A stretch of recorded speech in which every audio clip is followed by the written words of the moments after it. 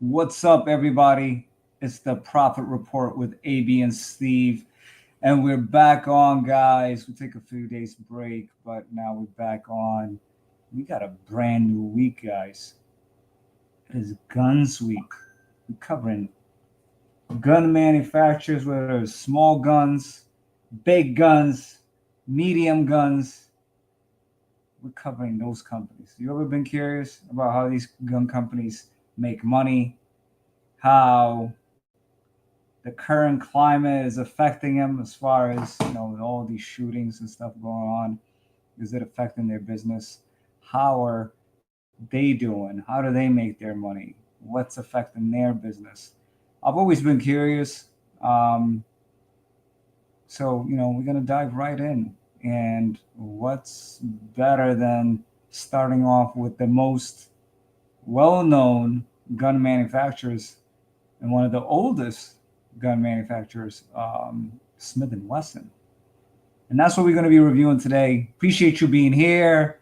If you're not a subscriber, please subscribe, like the page. Our goal is to review publicly traded companies with publicly available information, give you the background, look at their financial statements, and to help you be more educated about a specific company that you're interested in, specific industry. And we're going to learn along with you as well, because we're going to be doing some research. We're going to be using AI. We're going to be looking at the financial statement. You're going to be looking at the stock.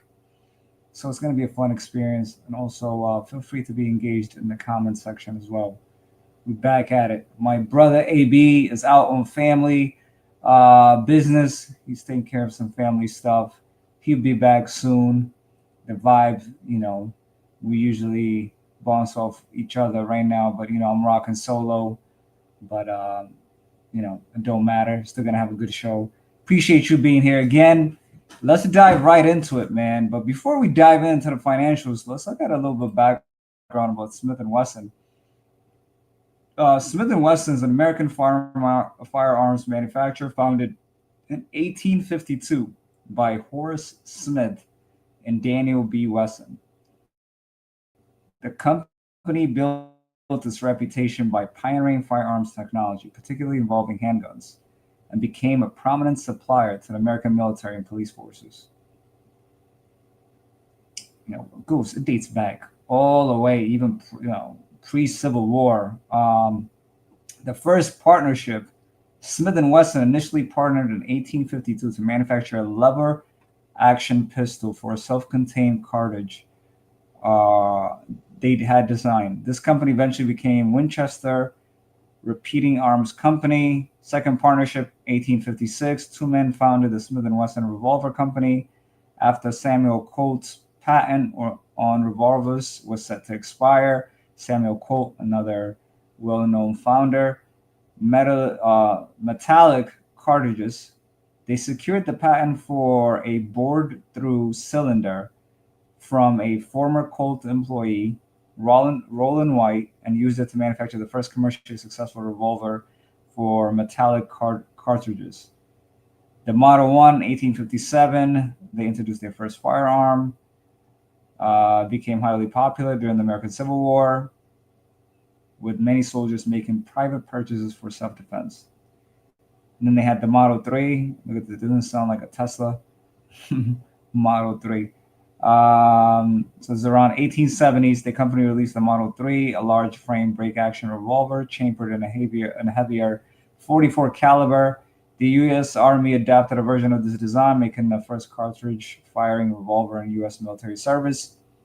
So famous users, Model 3 became popular on the American frontier and was used by figures such as Wild Bill Hickok and Wyatt Earp. Competition. It also pushed Colt to develop its own version, similar to Smith and Wesson. 20th century. In 1899, they introduced the 38 military and police. Later, the Model 10 became the standard sidearm for American police officers throughout much of the 20th century. Magnum cartridges. Smith & Wesson helped usher the Magnum era with two groundbreaking developments, and we're not talking about condoms, we're talking about Weapons, guys. 357 Magnum, 1935. The first revolver chambered for this more powerful cartridge was designed for law enforcement. The Model 29, chambered in a 44 Magnum, was famously popularized by the 1971 film Dirty Harry. Then the stainless steel era, 1965. Then they went to semi-automatics in 1950s, Model 39. And then by the 1980s, it looks like police departments switched to more modern European semi-automatics. So acquisitions and boycotts, ownership of the company changed hands several times in late 20th and early 21st century. It says in 2000, a controversial agreement with the Clinton administration to implement firearm safety features led to a major boycott from gun rights groups, nearly bankrupting the company. So you see, whenever there's like a upheaval about gun companies, look how much impact that it does. It almost bankrupted the company in early 2000. Refocus and expansion. After being purchased by Sav T. Hammer Corporation in 2001, the company dropped its smart gun plans and regained market trust. In the 21st century, it expanded its product lines to include more modern semi-automatic pistols, MNP series, and AR-15 style rifles. Corporate structure. The company corporate structure has shifted over time, including a name change to American Outdoor Brands in 2016 before spinning off the firearms business as a separate publicly traded company in 2020. Oh, interesting. And headquarters, Smithers Wesson moved its headquarters from Springfield, Mass. Oh, really? They really moved their headquarters? Oh, Springfield is close to me. And I thought they were still based in there, but they're not anymore. They went to Tennessee. Tennessee whiskey. They really moved down there, man. So let's look at their annual statement. Well, before we do that, let's look at what their stock is right now. What is it? Let's look at their stock. $8. It's a little cheap, cheap, cheap, cheap, cheap. Do, do, do, do, do, do, do, do, do, do. All right, $8.02. Wouldn't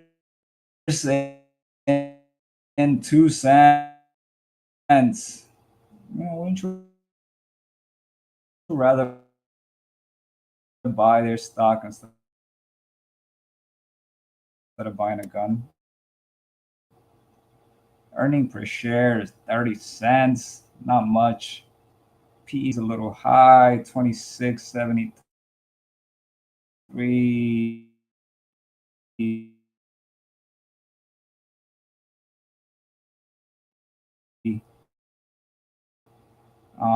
Beta is $8. What is all time?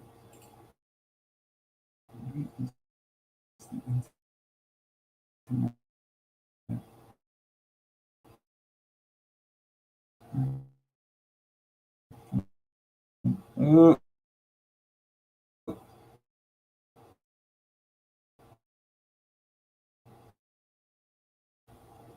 telling you, I do internet test. It says high speed. Boy,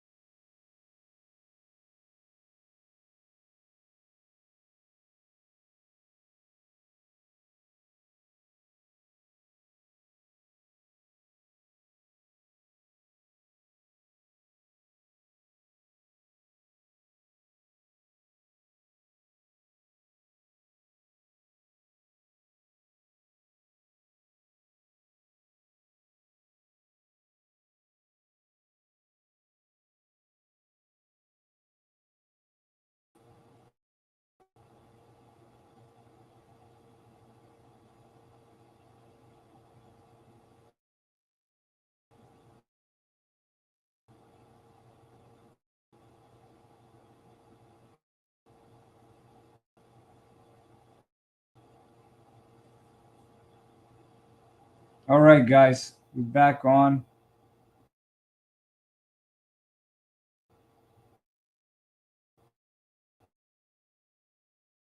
We are back on. Not gonna let a little hiccup stop us. So looking at the stock again,